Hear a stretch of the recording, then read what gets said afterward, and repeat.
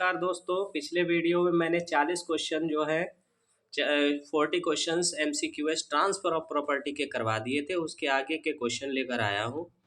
जितनी प्रैक्टिस आप अच्छी से कर लेंगे, कोई वीडियो को बार बार रिवाइज कर कर देखें, बार बार रिवर्स करके देखें, तो एमसीक्यूएस एग्ज़ाम का यही पर्पज़ होता है। आप जितनी बार वीडियो को या जितनी बार एमसीक्यूएस को बार बार देख लेंगे, उतनी ही अच्छी प्रैक्टिस हो जाएगी। ये प्रैक्टिस के ऊपर होता है। जितनी अच्छी प्रैक्टिस आप ले लेंगे, उतना ही अच्छा जो है आपका एग्ज़ाम जाएगा।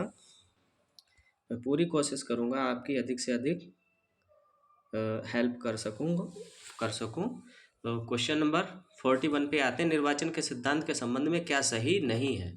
तो ये देखना है क्या सही है, क्या सही नहीं है। क्वेश्चन आपको वही करना है, क्या सही नहीं है। यह सिद्धांत तभी लागू होगा, ऑप्शन ए है, यह सिद्धांत तभी लागू होगा जबकि दो संपत्तियों का अंतरण एक ही विलेख द्वारा किया गया हो। नंबर 2, अंतरण के लिए यह आवश्यक है कि संपत्ति के स्वामी को कोई अन्य हित अंतरित करे। नंबर सी, संपत्ति के स्वामी का अंतरण का लाभ सीधे मिलना चाहिए। ऑप्शन नंबर डी बिल्कुल सही है।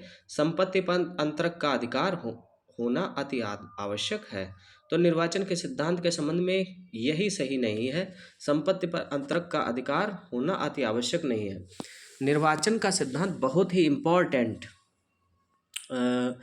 ये जो इलेक्शन का जो सिद्धांत है, ये बहुत ही इम्पोर्टेंट है।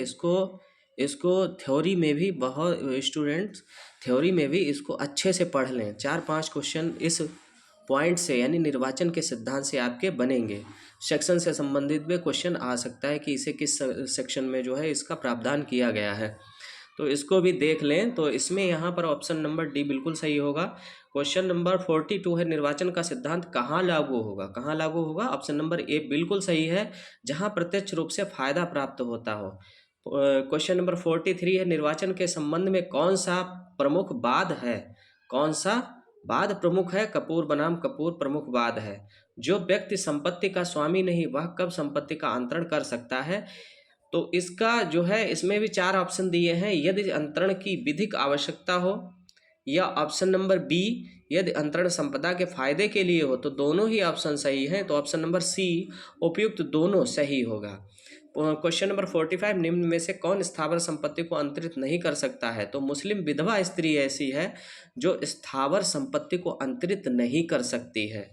क्वेश्चन नंबर 46 है, ध्यान से देखना है। ऐसे भी जो है क्वेश्चन आ सकते हैं। आ नामक व्यक्ति एक खाली प्लाट जिसके चारों ओर मकान थे उसका था, यानी किसका था? आ का था। ध्यान, ऐसे क्वेश्चनों को बहुत ध्यान से देखना है, ध्यान से पढ़ना भी है, और उसके बाद ही ऑप्शन पे टिक लगाना है। ये बच्चों जो है ध्यान देना है कि ऐसे क्वेश्चन जो आते हैं उनको सही से पढ़ना है, और उसके बाद ही ऑप्शन पे टिक करना है। जरा भी जल्दबाजी और लापरवाही, आप गलत ऑप्शन पे टिक करके आ जाते हैं और फिर आप सोचते हैं कि हमने सही टिक किया था।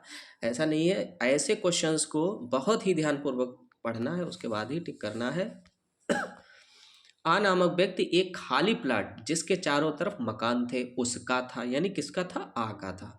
उसने बा को बेच दिया। शर्त रखी कि उस पर वह निर्माण नहीं करेगा या कराएगा। बा ने सा को उक्त प्लाट इसी शर्त के अधीन बेच दिया, तो क्या होगा? सा उस प्लाट पर काम नहीं करवा सकेगा। क्वेश्चन नंबर 47 है, यदि स्थावर संपत्ति का अंतरण दृश्यमान स्वामी द्वारा सप्रतिफल किया गया है तथा अंतरण में उक्त कार्य सद्भावना पूर्वक किया गया है, तो उक्त अंतरण किस में होगा? शून्यकरणीय नहीं होगा, अवैध होगा, शून्यकरणीय होगा, या उपयुक्त में से सत्य नहीं है। तो ऑप्शन नंबर सी बिल्कुल सही है, शून्यकरणीय नहीं होगा। क्वेश्चन नंबर 48, दृश्यमान स्वामी द्वारा अंतरण कब वैध होगा? अवयस्कों के मामले में, चल संपत्ति के मामले में, या नीलामी द्वारा बिक्री के मामले में, या उपयुक्त सभी में। यानी उपयुक्त सभी में मतलब दृश्यमान स्वामी द्वारा अंतरण कब वैध नहीं होगा?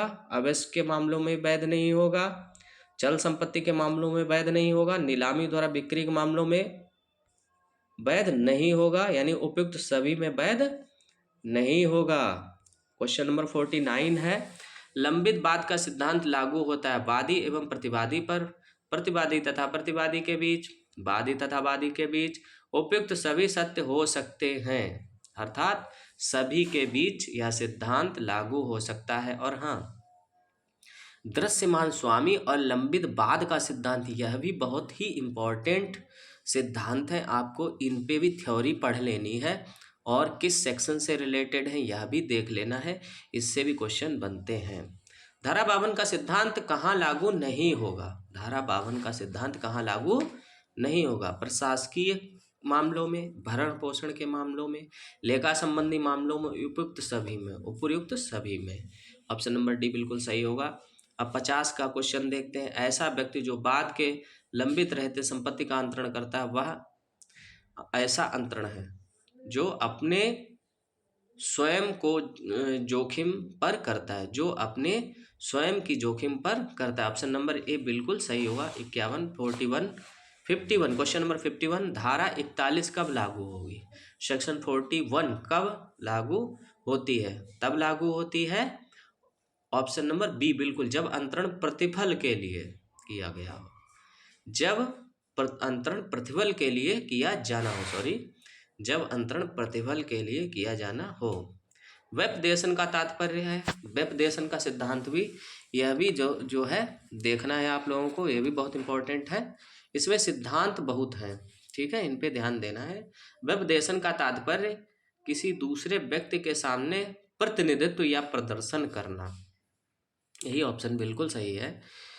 व्यपदेशन क्या होता है कि जैसे कि कोई व्यक्ति किसी संपत्ति का मालिक ना होते हुए भी यह व्यपदेशन करता है कि वह संपत्ति, उक्त संपत्ति उसकी है, और मानो ऐसे व्यवहार करता है कि मानो वह उक्त संपत्ति उसी की हो, तो यही जो है, यही इसी प्रकार उसके द्वारा किया गया कार्य या बताई गई चीज़ या बात जो है व्यपदेशन कहलाती है। तो व्यपदेशन का तात्पर्य यही है, किसी दूसरे व्यक्ति के सामने प्रतिनिधित्व या प्रदर्शन करना, ठीक है।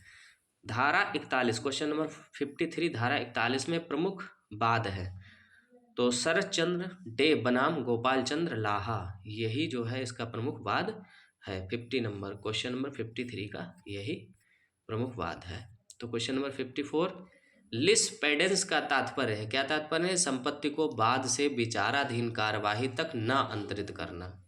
लिस पेंडेंस का तात्पर्य है, लिस पेंडेंस का तात्पर्य है संपत्ति को बाद के विचाराधीन कार्यवाही तक न अंतरित करना। बिल्कुल रट लो, रट।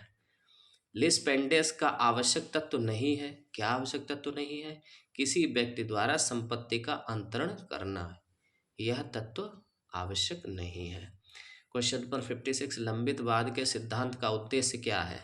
उपयुक्त सभी उद्देश्य हैं, क्या है? यथास्थिति का संरक्षण, वाद बाहुल्य का प्रतिरोध, मुकदमे के दौरान नए तथ्य को सृष्टि को रोकना, मुकदमे के दौरान नए तथ्य की सृष्टि को रोकना। उपयुक्त सभी इसके होंगे, तो ऑप्शन नंबर डी बहुत ही बिल्कुल सही है। तो हाँ, लंबित वाद का सिद्धांत, तो यह भी बहुत ही इम्पॉर्टेंट सिद्धांत है। सेक्शन से संबंधित भी आ सकता है, थ्योरी से संबंधित भी MCQs आ सकते हैं, तो इसको भी बहुत अच्छे से जो है बेरेक्ट से पढ़ लें। 57, क्वेश्चन नंबर 57, धारा 53 के तहत, धारा 53 के तहत कपटपूर्ण अंतरण से तात्पर्य है ऐसा अंतरण जो ऋणदाताओं को विफल या विलंबित कराने के उद्देश्य से किया गया। बिल्कुल सही है, इसे भी टिक कर लें, बहुत ही सही है, यही कपटपूर्ण अंतरण है। दूसरा 58, कपटपूर्ण अंतरण होता है शून्यकरणीय होता है। बिल्कुल सही, ऑप्शन नंबर ए बिल्कुल सही है, शून्यकरणीय होता है। कौन कौन से कार्य भागी पालन में आते हैं? हाँ, तो यह भी सिद्धांत बहुत इम्पॉर्टेंट है, भागिक पालन का सिद्धांत, यह भी देख लें। तो इस क्वेश्चन में देखते हैं 59 में कौन कौन से कार्य भागिक पालन में नहीं आते हैं। मौखिक संविदा पूर्ण होने के पूर्व किए गए कार्य, मालगुजारी का अग्रिम भुगतान, उपयुक्त सभी पर, ये सभी कार्य भागिक पालन में नहीं आते हैं। क्वेश्चन नंबर 60, भागिक पालन का सिद्धांत आधारित है विधि के सिद्धांत पर, कॉमन लॉ के सिद्धांत पर, साम्य के सिद्धांत पर, उपयुक्त सभी पर नहीं का साम्य के सिद्धांत पर। ऑप्शन नंबर सी बिल्कुल सही। निम्न में से कौन सा सुमेलित नहीं है? कपटपूर्ण अंतरण, धारा 53 सही है। भाग्य पालन धारा 53 का सही है। मोचनाधिकार धारा 60 सही है। पूर्वबंध का अधिकार धारा 66 में नहीं है, तो यही सुमेलित नहीं है। कौन सा कथन सत्य नहीं है? तो ऑप्शन नंबर ए बिल्कुल सही है। विक्रय के दो पक्षकार आवश्यक नहीं है, बेचने वाला स्वयं भी खरीद सकता है। ऐसा कहाँ होता है भाई? बेचने वाला स्वयं कैसे खरीद सकता है? तो यही कथन सत्य नहीं है। इसमें विक्रय में आवश्यक तो पक्षकार होते हैं, क्रेता और विक्रेता। क्रेता और विक्रेता, बेचने वाला स्वयं खरीद नहीं सकता है, तो यही आवश्यक तत्व नहीं है, यही सत्य नहीं है। विक्रय का कौन सा आवश्यक तत्व है? संपत्ति, पक्षकार, कीमत, अंतरण। तो सभी जरूरी हैं। संपत्ति का होना, दो पक्षकार होते हैं, कीमत होती है और अंतरण भी संपत्ति का इसमें किया जाता है, तो ये सभी सही हैं। अब क्वेश्चन नंबर 64 पे आते हैं। क्रेता तथा विक्रेता के बाद क्या दायित्व है? क्रेता का विक्रय के बाद क्या दायित्व है? कोई भी वस्तु अगर क्रेता खरीद लेता है तो जाहिर सी बात है उस पर कोई भी नुकसानी होती है तो उसको सहन करना पड़ता है, तो ऑप्शन नंबर ए बिल्कुल सही है। संपत्ति पर नुकसानों को सहन करने का दायित्व क्रेता का ही होता है। ऑप्शन नंबर ए बिल्कुल सही है। 65 क्वेश्चन देखते हैं। क्रेता का विक्रेता के पूर्व क्या अधिकार है? क्रेता का विक्रय के पूर्व क्या अधिकार है? अदा की गई क्रय राशि पर चार्ज। अदा की गई क्रय राशि पर चार्ज। ऑप्शन नंबर ए बिल्कुल सही है। अब क्वेश्चन नंबर 66, बंधक का आवश्यक तत्व क्या है? बंधक का आवश्यक तत्व क्या है? अचल संपत्ति में हित का अंतरण होना, संपत्ति का अचल एवं निश्चित होना, प्रतिफल का होना आवश्यक है। सभी आवश्यक है, यानी ऑप्शन नंबर डी बिल्कुल सही है। बंधक के लिए प्रतिफल हो सकता है भूत का, वर्तमान का, भविष्य का, तीनों का। वर्तमान और भविष्य का तो हो सकता है और भूत का नहीं हो सकता है, तो ऑप्शन नंबर जो इसमें ई दिया है, हालांकि ई ऑप्शन होता नहीं है, तो इतना याद रखें, बंधक के लिए प्रतिफल वर्तमान और भविष्य का जो है हो सकता है, भूतकाल का नहीं हो सकता है। बंधक धन कहलाता है, बंधक धन कहलाता है ऑप्शन नंबर सी। जो बंधक कर्ता द्वारा बंधकदार को दिया जाता है। जो वस्तु बंधक रखता है, जो व्यक्ति वस्तु को बंधक रखता है उसको दिया जाता है, वही बंधक धन कहलाता है। और जो बंधक रखता है यानी बंधक कर्ता कहलाता है, वही जो है धन देता है, बंधक धन देता है। तो बंधक धन कहलाता है जो बंधक कर्ता बंधकदार को देता है या बंधकदार को दिया जाता है, तो ऑप्शन नंबर सी बिल्कुल सही है। मेरे MCQs आपके समझ में आते हैं तो चैनल को सब्सक्राइब करें, वीडियो को लाइक करें और अधिक से अधिक शेयर करें। धन्यवाद।